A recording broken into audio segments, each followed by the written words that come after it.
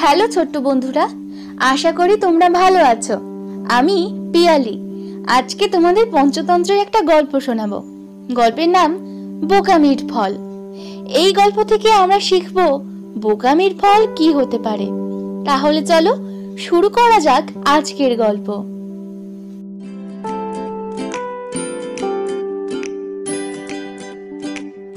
পাহাড়ের কোলে বনের মধ্যে কতকালের একটা ছোট্ট পুকুর।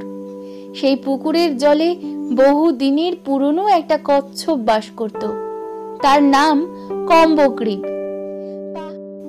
পাহাড়ের উপর দিয়ে যেতে যেতে দুটি রাজহাঁস দেখতে পেল সেই ছোট্ট পুকুরটিকে। ছোট্ট হলে কি হয়, সেই পুকুরটি ছিল বড় মনোরম। তার জল ছিল শীতল, আর ছিল তাতে পদ্মের বন। এমন চমৎকার পুকুরটির শোভা ভুলতে পারল না হাঁস দুটো। তারা রোজ এসে এই পুকুরে সাঁতার কাটতো, পদ্মের মৃণাল ভাঙত, গুগলি খেত। দেখতে দেখতে কম্বগ্রীবের সঙ্গে হাঁস দুটোর বড় ভাব হয়ে গেল। ক্রমে সেই ভাব বন্ধুত্বে পরিণত হলো। কম্বগ্রীবের সঙ্গে হাঁস দুটো গল্প করে, কত রাজ্যের গল্প, কত সুখ দুঃখের আলাপ, কত আশা আকাঙ্ক্ষার কথা। সে বছর বৃষ্টি হলো না একটুও। বৃষ্টি না হওয়ায় পুকুরের জল শুকিয়ে ঘোলাটে হয়ে গেল। তাই দেখে কম্বগ্রীবের আশঙ্কার আর সীমা নেই। একদিন হাঁস দুটো বলল, বন্ধু কম্বগ্রীব, কাল থেকে তো আর এই পুকুরে আসছি না। এই পুকুরের জল তো শুকিয়ে আসছে, আমরা এবার অন্য পুকুরে যাব।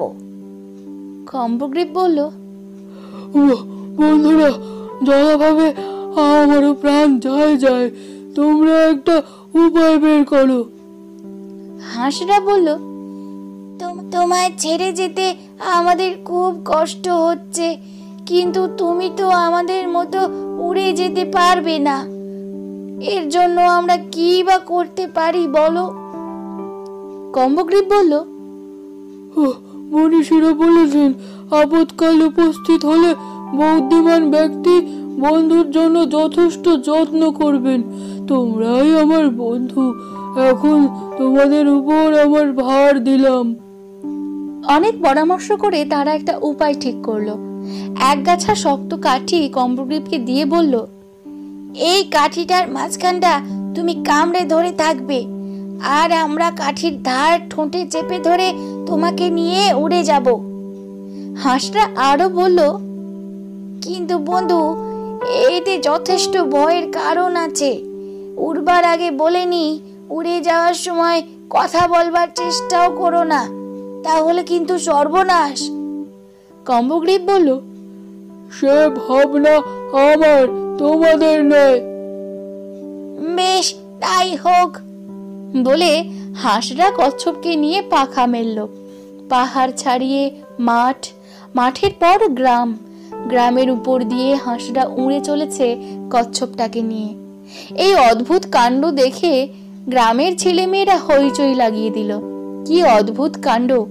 হাঁসরা কচ্ছপটাকে নিয়ে উড়ে যাচ্ছে। গ্রামের ছেলেদের হইচই আওয়াজ কম্বগ্রীবের কানে গেল। তার বড় জানতে ইচ্ছে হলো শব্দটা কিসের।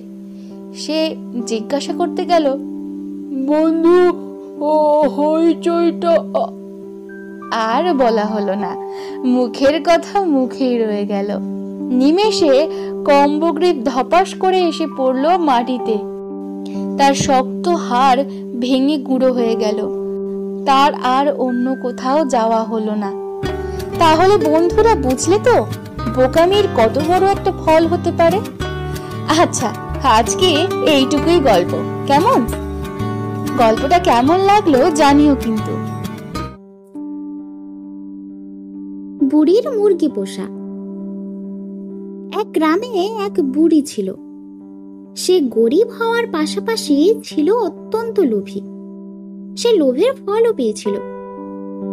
আজকের গল্প থেকে জানতে পারবো বুড়ি কি ফল ভোগ করলো।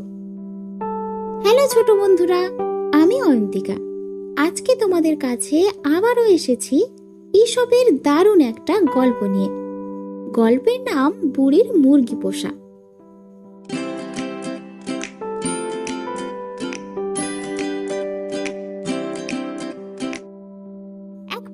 পাড়ায় এক বুড়ি বাস করত।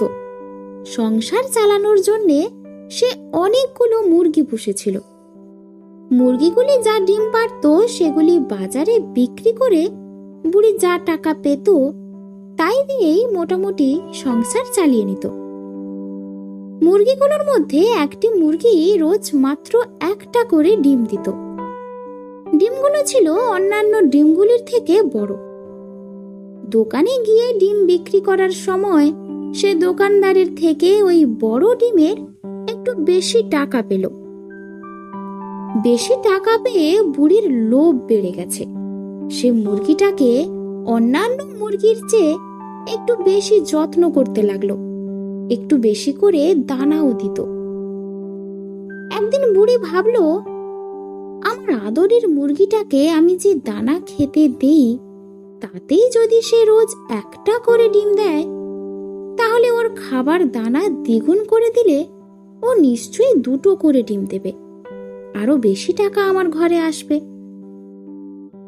এই ভেবে সেই দিন থেকে বুড়ি মুরগিটির খাদ্যের মাত্রা দ্বিগুণ করে দিল। আর তাতে মুরগিটি বেশি খাবার খেয়ে খেয়ে প্রথম 3 দিন আগেকার মতো ডিম দেবার পর চতুর্থ দিন আর ডিম দিল না। বুড়ি তো অবাক। সে ভাবে, কি হলো ব্যাপারটা? মুরগির হলো কি? কোনো রোগ হলো নাকি? ঠিক আছে, অপেক্ষা করে দেখি কাল কি হয়। আবার 5ম দিন, 7ম দিন, 9ম দিন এবং শেষমেশ হৃষ্টপুষ্ট মুরগিটি 3-4 দিন অন্তর অন্তর একটি করে ডিম দিতে লাগলো। বুড়ির মুরগির হাবভাবে চিন্তা হলো, কিন্তু বুঝতে পারল না এই কদিন অন্তর অন্তর ডিম দেওয়ার কারণ কি হতে পারে। তাই সে মুরগির দানার পরিমাণ আরো বাড়িয়ে দিল। অবশেষে আরো হৃষ্টপুষ্ট হয়ে ডিম দেওয়া একেবারেই বন্ধ করে দিল। ডিম বন্ধ হতেই বুড়ির চক্ষু চড়কাজ। বুড়ি নিজের কপালে চাপড়ে বারবার বলতে লাগলো, হায়, আমি লোভে পড়ে বেশি লাভ করতে গিয়ে সব হারালাম। আজকের গল্প থেকে আমরা শিখলাম, কখনো অত্যাধিক লোভ করতে নেই। অতি লোভের ফল খারাপ হয়। Thank you.